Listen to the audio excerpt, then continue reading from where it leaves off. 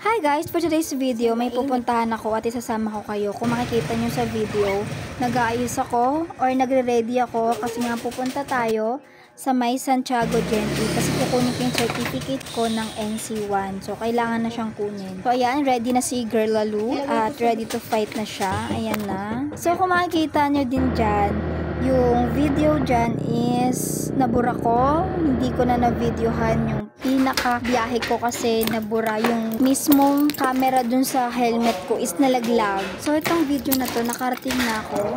At ayan. Excuse me po. Excuse me po, ma'am. Ma'am, excuse me po. Si Ma'am Angel po. Sa second floor. Second floor. Thank you po. So, dito, bumaba na ako ng second floor. Tao po. Excuse me po, si Ma'am Angel po. Certificate po, ma'am. Certificate po. Kunin ko po. Pasok po.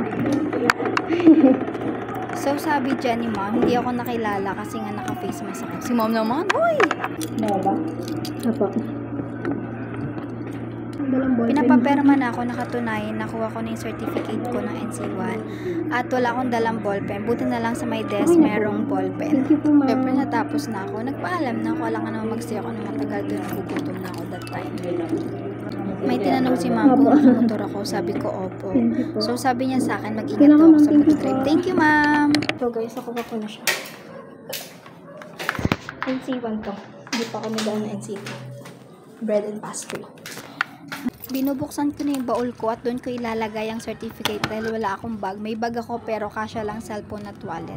Ready na nga ako umuwi at inayos ko na yung helmet ko para safety ang ating ride.